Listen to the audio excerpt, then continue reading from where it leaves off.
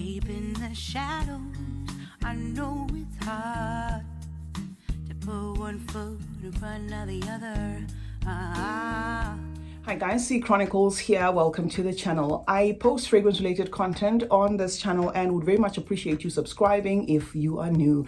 To those who are returning, thank you so much guys for the continued support. I did add a few Paris corners to my collection, but there was one that I couldn't wait to smell based on the promo for this Peach Delulu, on the Paris Corner Instagram page. So this is a close-up of Peach Delulu. It is off the Her line, and this is the box. When it comes to fruity scents, guys, I am so eager to try out as many fruity scents as I can, especially after what I got from MFK's Kirke. That is a fruity scent done to perfection. So anytime I see some of these fruity fragrances coming from the Middle Eastern houses, I just want to smell them and see how they compare. First off, let's give it to Paris Corner for the name of this fragrance. Delulu means if you don't get the peach, that's your own problem. If you think you're getting it, that's fine too. If somehow this fragrance is not doing anything to you, then that's you. You're probably delusional, right? So nice naming, for this fragrance. The opening of this fragrance is certainly on the fruity side, but unfortunately it misses the juicy part, which is something I was expecting based off the promo that they have on their page. I was expecting a nectarous, juicy, fruity scent highlighting that peach. Now, I am not saying the peach is not included in this fragrance, guys. There is certainly a peachy accord in this fragrance, but then comes in this musk that is overdosed, a powdery musk that then comes to bully everything that's happening in this fragrance. So you get the peach, you get the nectar, and that peach and the nectar seems to just kind of relent. It doesn't go completely, it relents and gives way to a guava. And I feel the guava is somehow able, to hold on for dear life in this muskiness, because guava can sometimes give a powdery, dusty accord. So this then becomes more of a guava scent than it is of a peach scent. Yes, the peach is there, guys. The peach is there. I'm not saying it's not. Also interpreting as a little bit synthetic there, and perhaps because of that musk. And I think in this case, the musk has been overdosed to ensure that this fragrance has longevity, because musk can tie citrus notes, fruity notes to give a fragrance longevity, but whether or not it is musking in a good way here, I am not sure, guys. And why I say so is because this is a new release. This is a fragrance that kind of feels rushed up to my nose for now, and not rushed up by the house Paris Corner, but rushed up as in kind of feels like it may need a little bit of some time to settle to perfection. The longevity is there. If you are looking for a fragrance that's long lasting, this is certainly going to be one of them. The other one is going to be that one that draws inspiration of Silk Santal, Cœur Felicity, Cœur Pistachio, long lasting. Okay, the only one that doesn't kind of hit it when it comes to the lasting power on the Cœurs is the Cœur Lychee. So this is long lasting. I sprayed it during the day. I could smell it all through. I sprayed it on my skin. It stuck all through. I had a bath and wore it as a bedtime scent, and it stuck all through. But it just has this, musk that is bullying everything, perhaps mixing with a green leaning cardamom, and that mix can also kind of present as medicinal, as if something is a little bit offish there, and leaving. I'll talk about myself. I was about to say leaving the wearer, but leaving me thinking, maybe it needs time to sit. Maybe they've overdone it on the musk. Maybe the Delulu part is exactly what's happening here, where I'm not supposed to pin exactly outright what's happening here. I don't know. This fragrance also lists the note of caramel, and caramel most often adds a sweetness to a fragrance, especially paired, with that nectar and peach, right? Because here, remember, they have put peach as a note, and then added nectarine as a note. So we actually expect like a double dose of a peachiness happening here. Now, on top of that, if you add caramel, then you're in heaven.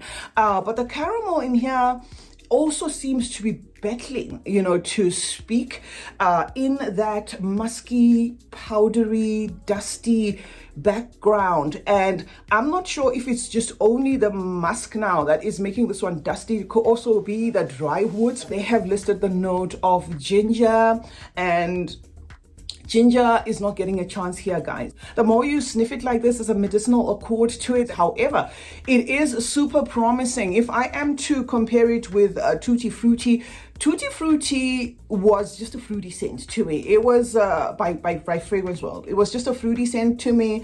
It highlighted a sweetness, but it was one of those easy fruity, scents, something very expected. Whereas this one gives us a twist, most especially because of how the guava then domineers above the peach, and the same guava feeling as though it's not the rind, but rather the pink guava. If you're one that eats the guava with the rind, that's fine. But say you remove the rind and you actually ate the pink guava. I am emphasizing the pink guava, guys, because I do have guava trees at home. And there is a difference in smell between the pink guava and the white guava. Believe it or not, if you have the trees, you will know.